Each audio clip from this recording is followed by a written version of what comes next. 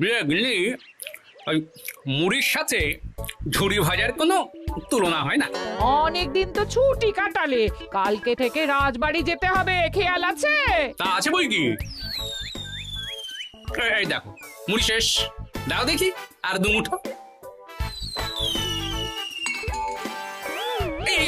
গেল গেল গেল রে, গেল। এই কে রে, কে রে?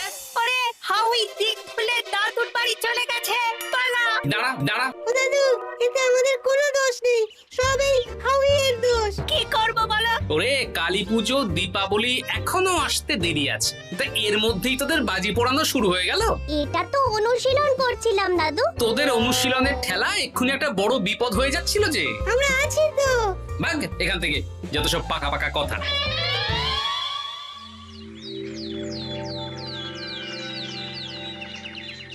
লম্বা ছুটি কেমন কাটালে সবাই? আমার তো মহারাজ কাজের মধ্যে দুই, খাই আর শুই। বুঝে গেছি, এবার বাকিরা বলো। আমি তো দুর্গাপুজো লক্ষ্মী পুজোর পরে খুব ভালো হয়ে গেছি। বাবা, মা কালীর আশীর্বাদে আজ পশ্চিমে সূর্য উঠেছে নাকি?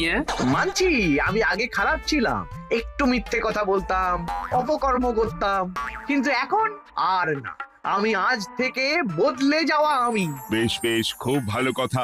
বাকিরা বলো। আমি এই লম্বা ছুটিতে শক্তিশালী আতশ কাজ বানিয়েছি। এর উত্তল লক্ষ্মী কাজ সূর্যের আলোকে একটা বিন্দুতে সংযোগ করে।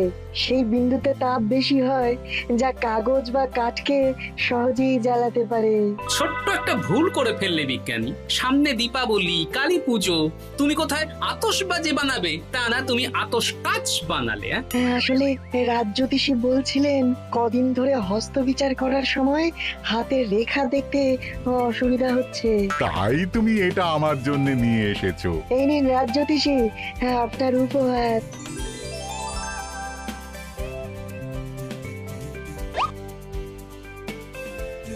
ধন্যবাদ বিজ্ঞানী। বেশ অনেকক্ষণ অন্য প্রসঙ্গে আলোচনা হলো, এবার আমরা মূল ছন্দে ফিরে আসি। কদিন পরেই তো কালী পুজো। সে তো আমরা জানি মহারাজ। তাই এবারে আমার ইচ্ছে রাজবাড়ির সকল সভাসদদের মধ্যে একটা আতশবাজির প্রতিযোগিতা হবে। কে কে নাম দিতে চাও বলো? আগুনে আমার ভয় অতি, হয় যদি কোনো ক্ষয়ক্ষতি। আমি বাবা নাম দেব না মহারাজ, আমি শুধু দেখবো। বেশ, বাকি সবাইকে কিন্তু বাজি পোড়ানোর প্রতিযোগিতায় দেখতে চাই। আমি তাহলে মহারাজ পুজোর বাজার দোকান করব, মানে আপনি যদি বলেন পুরো পুজোটাই সামলে দেব। সে তো ভালো কথা, নিজে থেকে দায়িত্ব নিতে চাইছো, নাও। মহারাজ, মন্ত্রী মশাইকে একদম বিশ্বাস করবেন না। যেখানেই অর্থের গন্ধ থাকে মন্ত্রী মশাই সেখানেই অনর্থ করে বসেন। একদম বাজে কথা বলবে না গোপাল, আমি এখন ভালো হয়ে গেছি। বেশ মন্ত্রী, তুমি বাজার দোকান কেনাকাটার সব দায়িত্ব নাও, কিন্তু কোনো দোকানে দ্রব্যমূল্য তোমাকে দিতে হবে না। কত দাম হয়েছে সেটার একটা রসিদ লিখে নিয়ে আসবে, আমি হিসেব দেখে খাজাঞ্চিকে দিয়ে সেই দোকানে পাঠিয়ে দেব। এটাই ভালো হবে মহারাজ। গোপাল, চিৎকার করো না, সবাই সবার বাড়ি যাও, বাজি বানাও। যার বাজি আমার সবচেয়ে ভালো লাগবে তার জন্য থাকবে 50 মোহর উপহার। হঠাৎ আমাদের ডাকলেন যে? কিছু খাওয়াবেন নাকি? আমার মাথাটা খেয়ে নে। ওটা তো গোপাল খেয়ে নিয়েছে, আমরা কিছুই পাবো না। হ্যাঁ, ওই গোপাল, ওই আমার বাড়া ভাতে ছাই ঢেলে দিয়েছে। আপনি বললে আমি গোপালের বাড়িতে গিয়ে উনুন ভেঙে দিয়ে আসবো, না জ্বলবে উনুন না হবে ছাই। না না না, অন্য কিছু জ্বালাতে হবে। গোপাল তো এবারে ওই কালী পুজোয় বাজি পুড়িয়ে বাজি মাত করে দেবে। তা আমরা কি করব? তোরা ওই গোপালের বাজি কালী পুজোর আগেই পুড়িয়ে দিবি, যাতে বেটা কেঁদে কুল না পায়। এ তো খুব চাপের কাজ। গোপাল খুব ধুরন্ধর লোক, একবার যদি কোনো কিছু আঁচ করতে পারে তাহলে আমাদেরই জ্বালিয়ে দেবে। ওরে ওরে, গোপাল আমার রোজগারের রাস্তা বন্ধ করে দিয়েছে। কিভাবে কিভাবে? আমি কালী পুজোর বাজার করার দায়িত্বটা পেলাম, আর গোপাল মহারাজের কানে বিষ ঢেলে বলেছে যে আমার হাতে কোনো অর্থ না দিতে দোকানে গিয়ে জিনিস কিনে রসিদ নিয়ে আসতে। আর মহারাজ কাউকে পাঠাবেন সেই বকেয়া মেটাতে, তাই তো? একদম তাই। তাহলে আপনি সব দোকানীদের সাথে ষাট করে নিন, যে দাম বাড়িয়ে লিখতে। পরে আপনি তাদের থেকে অতিরিক্ত অর্থ নিয়ে যাবেন। না না, তাতে মুশকিল আছে। যদি তারা আমাকে পরে অর্থ না দেয়, মহারাজকে বলে দেয়, তখন? হ্যাঁ, তাও ঠিক। আরেকটা বুদ্ধি আছে, শুনুন। এই তো এটা দারুণ বুদ্ধি। এতে ভালো কাজ হবে, কেউ ঘুণাক্ষরেও টের পাবে না। দাদু, সামনে কালী পুজো, তাই আমরা তোমার কাছে মা কালীর গল্প শুনবো। বেশ, শোন তাহলে।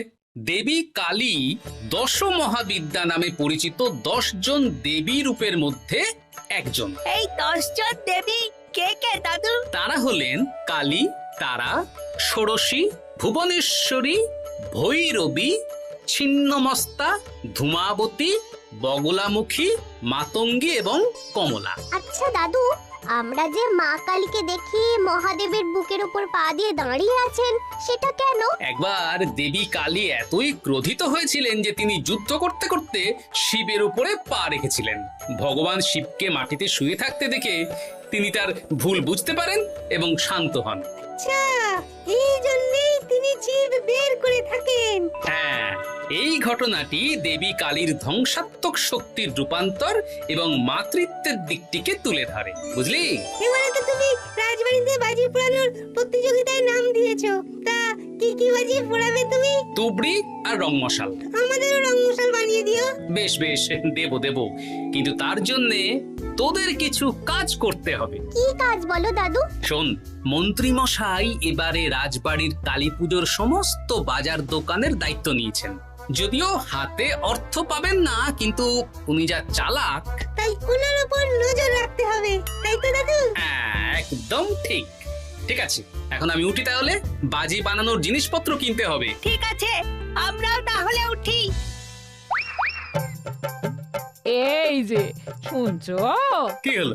তোমার কি বায়না বলে ফেলো। তুমি তো বাজারে যাচ্ছ, তা কিছু পোড়ামাটির প্রদীপ আর বলতে নিয়ে এসো তো।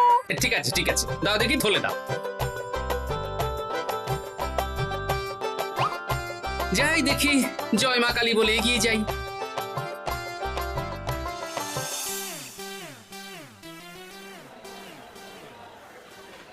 শোনো, আমার কয়েকটা জিনিস লাগবে, বুঝলে? কি কি লাগবে বলো? ওই লৌহ চূর্ণ, গন্ধক, সোরা, মাটির হাঁড়িগুলো তো মৃৎশিল্পী ভাইয়ের কাছ থেকে পেয়ে যাব। আচ্ছা, কোনটা কত কত পরিমাণে লাগবে একটু বলো। কাগজে লেখা আছে, এই দেখে দেখে দিয়ে যাও। হ্যাঁ, আর বেশ কিছু প্রদীপের সলতে দিও। আচ্ছা, দিচ্ছি।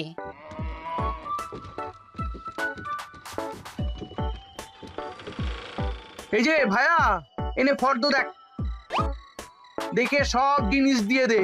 তা আপনার বাড়িতে কোনো অনুষ্ঠান আছে নাকি? তোকে আম খেতে বলেছি, আম খা, আঁটি গুনিস না। একদম 1 নম্বর জিনিস চাই, রাজবাড়ির কালী পুজোর জন্য যাবে। আচ্ছা, তাহলে আমি রাজবাড়িতে পৌঁছে দেব। অত উপকার করতে হবে না, মাল বাওয়ার জন্য আমার 2 জন পালোয়ান আছে, গরুর গাড়ি আছে, ওরাই নিয়ে যাবে। তুই শুধু একটা পাকা রসিদ বানিয়ে আমার হাতে দিস, মহারাজ তোর পাওনা মিটিয়ে দেবেন। ঠিক আছে, আমি সব দিচ্ছি।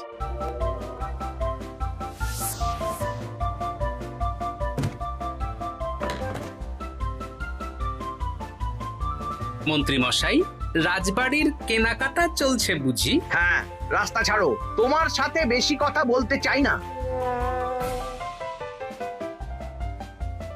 এই চল।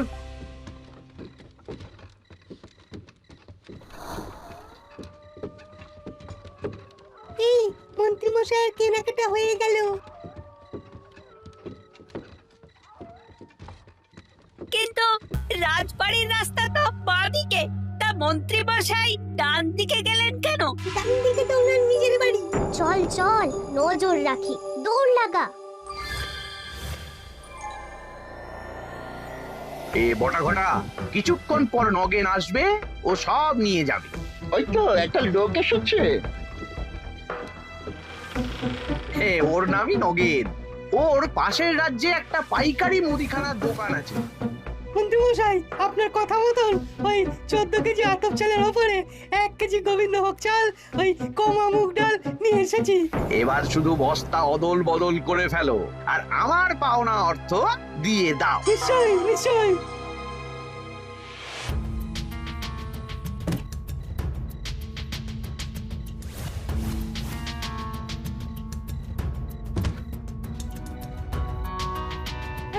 মন্ত্রী মশাই আপনার পাওনা।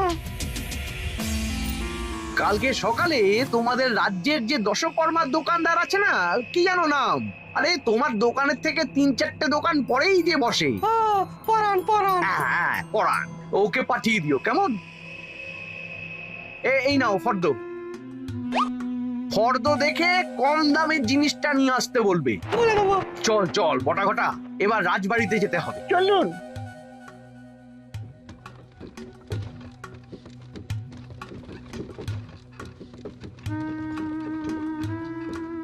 ওরে বাবা রে বাবা, মন্ত্রী মশাই কি চতুর। ব্যাপারটা গোপাল দাদুকে জানাতেই হবে। হ্যাঁ হ্যাঁ, চল চল।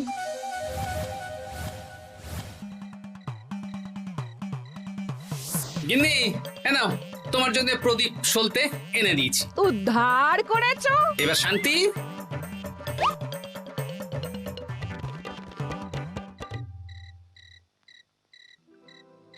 দাদু দাদু, কি রে? সর্বনাশ হয়ে গেছে। কেন রে, কি সর্বনাশ হয়েছে? একটু আগে তো মন্ত্রী মশাই মুদিখানার সমস্ত মালপত্র নিয়ে নিজের বাড়ির সামনে এলেন। তারপর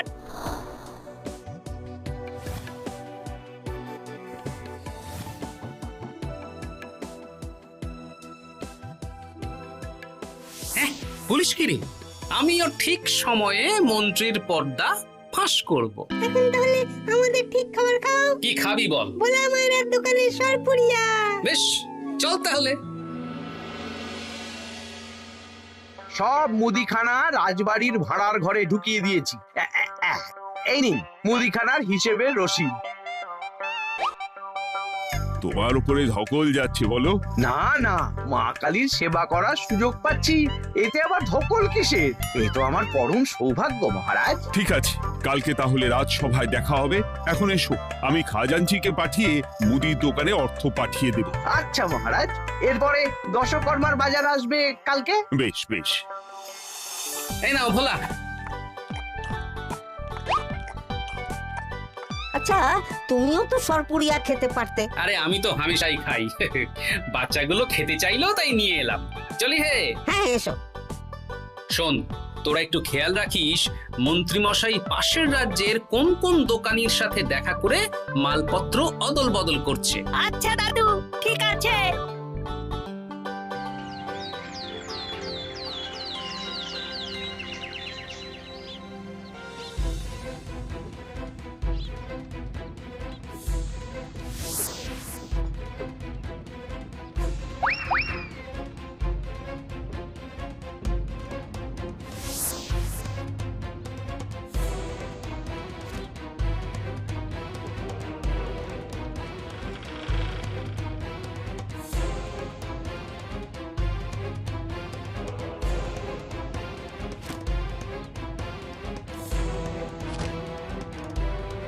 তাহলে পরাণ, সব হিসেব বুঝে নিলে, এবার দাও আমার প্রাপ্য। এই নিন। আচ্ছা, এই ব্যাপার।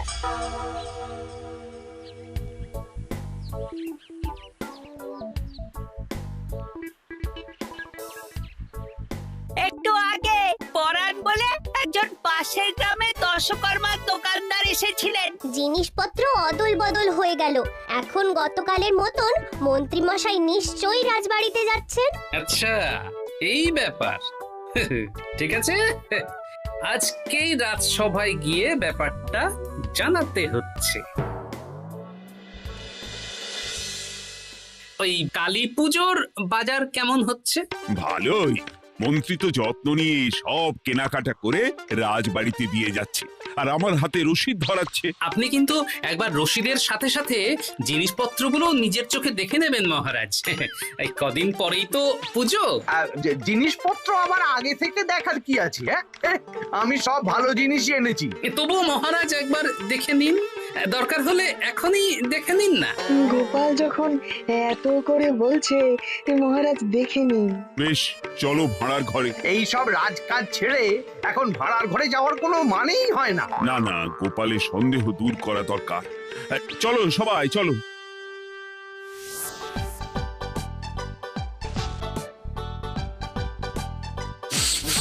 বাহ, বেশ ভালো গন্ধ। একটু ভালো করে চালে হাত ঢুকিয়ে দেখুন মহারাজ। আরে বললো তো ভালো গন্ধ, আবার ভালো করে কি দেখবে? না, কোনো গন্ধই তো নেই। ওপরে গোবিন্দ ভোগ আর ভিতরে আতপ চাল। বাকি জিনিসগুলো দেখুন না মহারাজ। এ কি, উপরে সোনা মুগ ডাল আর ভিতরে সাধারণ মুগ ডাল? তাহলে নিশ্চয়ই দোকানদার আমাকে ঠকিয়েছে, বুঝলেন মহারাজ? এ কি মন্ত্রী, তুমি একটু দেখে শুনে আনবে না? সেনাপতি, তুমি এক্ষুনি এই মুদিখানা দোকানদারকে গিয়ে ধরো। দশকর্মার জিনিসগুলো একটু না হয় দেখে নিন। এ কি, তীর কাঠি তো 4টে লাগবে, 3টে কেন? আর সুপুরির কি অবস্থা, পোকা ধরে গেছে। সব জিনিস দিয়ে পুজো হবে না? এই আমি কিচ্ছু জানি না মহারাজ, আমাকে তাহলে দশকর্মার দোকানিও ঠকিয়েছে। না না না, তোমাকে আর দায়িত্ব নিতে হবে না। গোপাল, বাকি পুজোর বাজারের দায়িত্ব তোমার। আচ্ছা মহারাজ। মহারাজ, আমি তাহলে দোকানে গিয়ে কথা বলছি। হ্যাঁ হ্যাঁ হ্যাঁ, সব জিনিসপত্র নিয়ে চলে যাও। আচ্ছা মন্ত্রী, তুমিও সাথে যাও। বিশ্বাস করুন সেনাপতি মশাই, এইসব মাল আমি বেচিনি, এসব অন্য দোকানের। বাজে কথা বললেই হলো, রসিদ তো তোমার দোকানে। আমার দোকানের কিন্তু জিনিসগুলো নয়। আমি পুজোর দিনই সেরকম কেন দেব? মা কালী আমাকে ক্ষমা করবেন না। তাহলে এই মালপত্র কোথা থেকে এলো? সেসব তো আমি জানি না। বাজে কথা বললেই হলো, এগুলো ফেরত নে। এগুলো তো আমি দিইনি। ফেরত? গোপাল পুরো রোজগারটা বন্ধ করে দিল। আপনি এগুলো কার কাছ থেকে নিয়েছেন সেটা কি গোপাল জানতে পেরেছে? তা জানতে পারেনি, সেই জন্যই তো জোর করে ওই কৃষ্ণনগরের দোকানীদের কাছেই সব মালপত্র গছিয়ে দিয়েছি। গোপাল দাদাকে একটা শিক্ষা দেওয়া দরকার। ও বেটা কালী পুজোর দিন বাজি পোড়াবে বলে খুব তোড়জোড় শুরু করেছে দেখলাম। শোন, তোরা এক কাজ কর। দারুণ বুদ্ধি।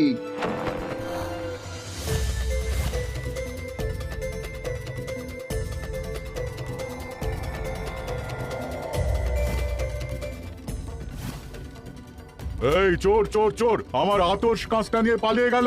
চোর চোর!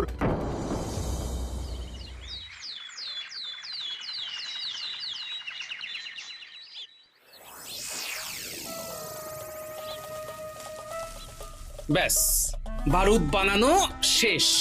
এবার মাটির খোলসের মধ্যে ভরে ফেললেই তুবড়ি বানানোর কাজ শেষ।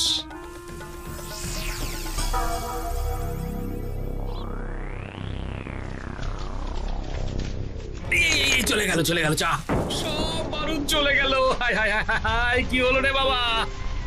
একে বারুদ কিভাবে জ্বললো? এখানে তো আগুন নেই।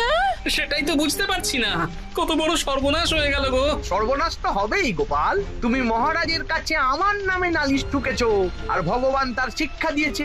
এ কি বটা, তোর হাতে আতশ কাজ কি করে এলো? তার মানে তোরা আতশ কাজ দিয়ে কিচ্ছু প্রমাণ করতে পারবে না গোপাল। বেশ, মা কালী আছেন, ঠিক সময়ে ঠিক জিনিস প্রমাণ করব।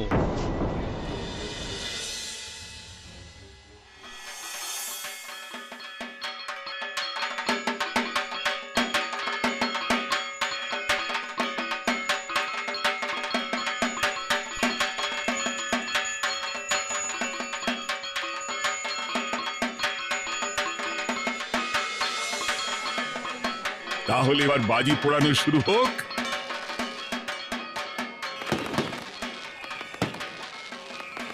বাহ বাহ, কই গোপাল, এবার তুমি এসো। মহারাজ, আজকে যে বাজিটা ধরাবো সেটার নাম ধরি বাজি। ধরি বাজি? সেটা কিরকম?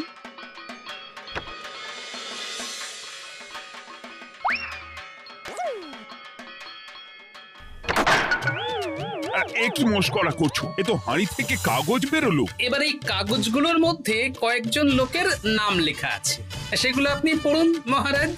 আর সেনাপতি মশাই আর প্রহরী, তোমরা মন্ত্রী মশাইয়ের কাছাকাছি থাকো, হ্যাঁ, যাতে উনি পালাতে না পারেন। আমি পালাবো কেন? আমি চুরি করেছি নাকি? পরাণ মণ্ডল, পাশের গ্রামের দশকর্মা দোকানদার। এই সেরেছে, এই এ কি করে এলো? আমি নিমন্ত্রণ করেছি। এবার পরান পুরো ব্যাপারটা বলে ফেলো দেখি, নইলে তোমার ব্যবস্থা নেওয়া হবে। মহারাজ, মন্ত্রীমশাই আমার কাছ থেকে খারাপ জিনিস কিনেছেন ভালো দশকর্মার জিনিস দিয়ে, আর আমি মন্ত্রীমশাইকে তার বদলে মোহর দিয়েছি।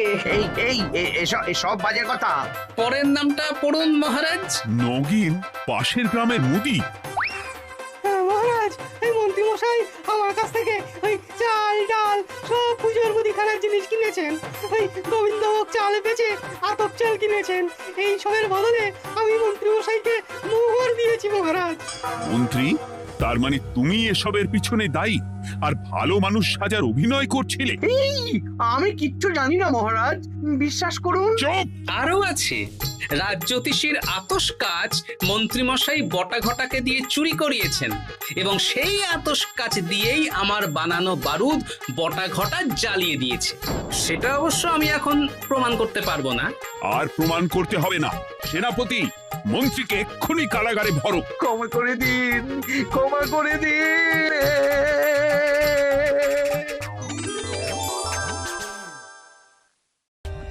For more updates, subscribe to our channel, click the show links and enjoy watching the videos.